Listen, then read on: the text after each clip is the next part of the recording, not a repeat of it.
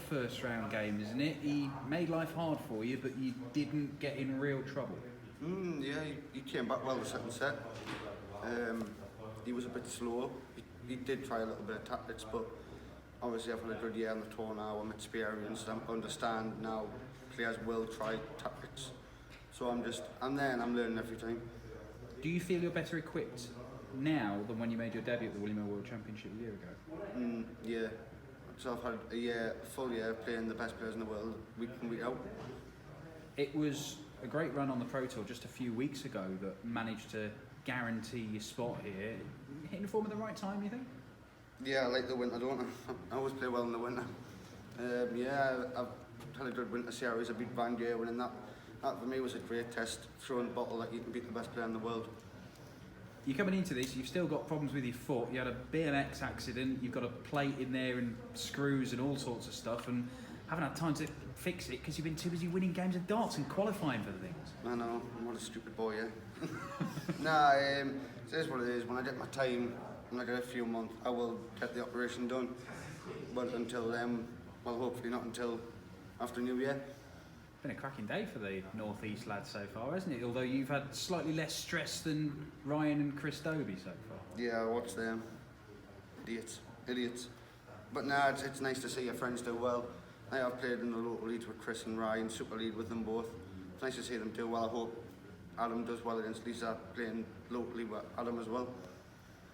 Next round, James Wade, one of the form men in the world of darts and one of the most successful players in the history of the sport. You said beating Van Gerwen on the Pro Tour just a few weeks ago was a big thing for you. This might be the biggest game of your career, mightn't it? Yeah. I think last year I've watched the game back with Danny, and it was one of them I thought I got away. I thought I controlled the game for parts of it, but it's like I said in the interview before, Wade beat us the last time I played him. I'm after a little bit of revenge now. That's what I like to hear. Well played tonight. Thank you. Callan, do you think that's a sign of how far you've come, that you knew you were well equipped to deal with that slow player tonight? Yeah, it's not just that. It's, I said I've had a really bad year. I've lost my grandma, who was my best friend, who got me into the darts.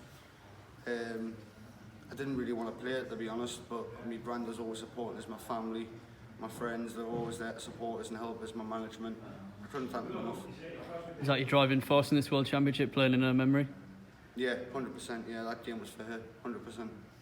You've had some great results on the circuit in the past few months. What's been the key to your turnaround in form?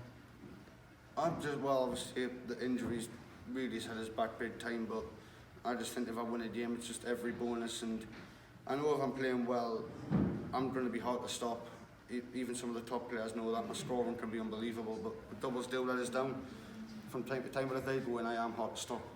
And Dan's just mentioned there about the North East lads, a great day today. Are you all kind of pushing each other along? Yeah, I hope that pushes Adam on now. Cheers, Callan. Thank you. Thank you.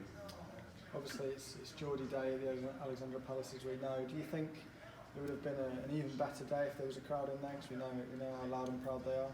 Yeah, playing last year and seeing there's no crowd, it's different, but under the circumstances, what's done needs to be done, doesn't it? So hopefully we get the fans back in next year for the UK Open.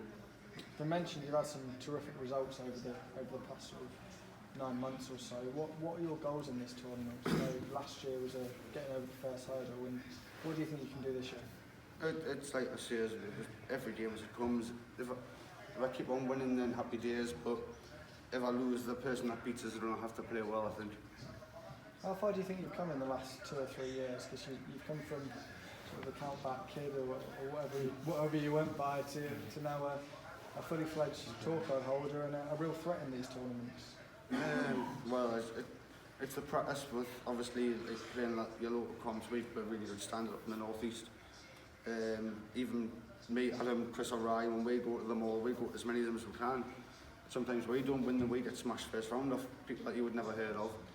Competition's great up in the North East, but it's one of them. We'll just have to see what happens next game.